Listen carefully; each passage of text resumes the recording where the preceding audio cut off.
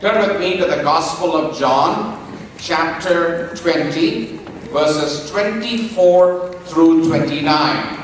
Gospel of John, chapter 20, verses 24 through 29. And we will read this in unison out loud together. If you do not have your Bible, you can look up the screen and we will read the word of the Lord together.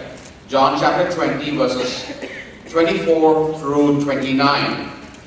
And I want to give you a little bit of the context. This is the sixth appearance of Jesus to his disciples. And Jesus is appearing specifically here for the sake of Thomas the disciple. And so we are hearing what happened 8 days after Easter. And let's read the passage together from the Gospel of John, chapter 20, verses 24 through 29. Now Thomas, called Didymus, one of the 12, was not with the disciples when Jesus came. So the other disciples told him, "We have seen the Lord." But he said to them, "Unless I see the nail marks in his hands, and put my finger where the nails were, and put my hand into his side, I will not believe it." A week later, his disciples were in the house again, and Thomas was with them. Though the doors were locked, Jesus came and stood among them and said, "Peace be with you." Then he said to Thomas, "Put your finger here. See my hands. Reach out your hand and put it into my side. Stop doubting and believe." Thomas said to him, "My Lord and my God." Then Jesus told him, "Because you have seen me, you have believed. Blessed are those who have not seen and yet have believed." The sixth post-resurrection appearance of Jesus is mentioned here.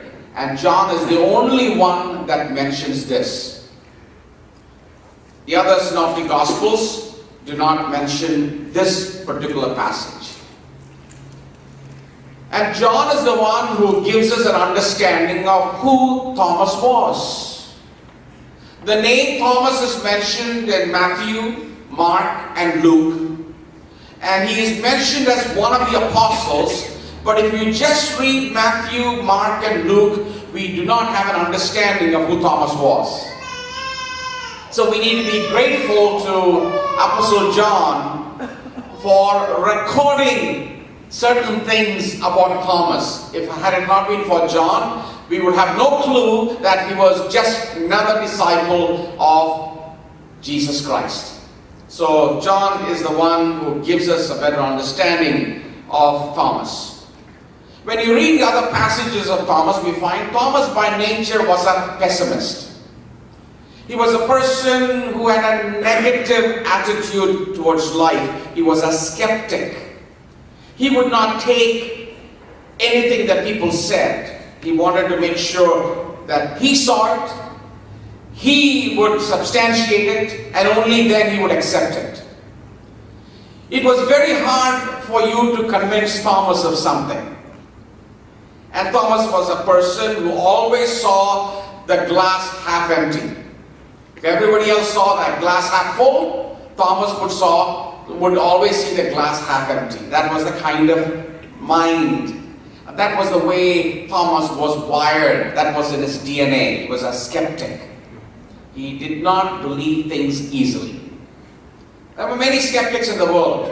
And we live in a time where people doubt everything. You tell them something, they either believe it or they say it's awesome, or they say, "Oh, I don't believe it." There was a man called Frank Morrison who was a British lawyer and later ended up in the advertising business, and he did a lot of advertising in the 50s and the 40s in England. And he made a lot of money. He was also a writer, and he wanted to prove that Jesus was not a real person, and he was not God, and he wanted to disprove the fact that Jesus rose again from the dead. That was his mission. He was a skeptic. So he decided to do the research and write a book. And a lawyer, with a lawyer's mind, he began to investigate and study and write.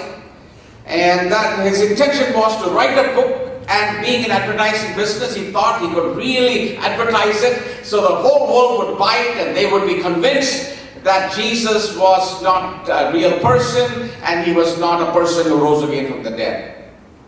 And as he began to examine the evidence, as he began to study, he found out that Jesus was a real person. And all the studies and excavation, archaeological studies that he made him a believer, and he admitted the fact that Jesus did rise again from the dead, and he wrote a book called Who Moved the Stone? And it is still a book that you can give to your non-Christian friends. A skeptic becomes a believer. A doubter becomes a follower of Jesus Christ. And that was what Frank Morrison was. A skeptic like Thomas. There was another person who was a skeptic like Thomas. His name was Lew Wallace. Who was Lew Wallace? He was the 11th governor of New Mexico. He was an army general. He was also a novelist. He was also a person who hated Christianity and who did not believe and wanted to disprove the fact of the deity and the resurrection of Jesus Christ. And he was a novelist, so he decided he's going to write a novel and disprove and show that Jesus was a hoax and he was not a real person, and to disprove his deity and his resurrection. And he began to study. He began to investigate. An army general, a governor, and he began to amass all the evidence, and finally Lew Wallace came to the realization that Jesus did rise again from the dead. And he humbled himself, and a skeptic became a follower of Jesus Christ. And he wrote the most influential book of the 19th century. You know what that was? The most influential Christian book of the 19th century. If I were to ask you what is the most influential book of the last 10 years, what would you say? You would say purpose-driven book, isn't it? It sold more books than any other Christian writer of the last 10 years. But the one that was the most influential Christian book of the 19th century was written by Lew Wallace, who was a skeptic, who wanted to disprove the resurrection of Jesus Christ. You know what that book was? Ben-Hur. Have you seen that movie? Watch that movie.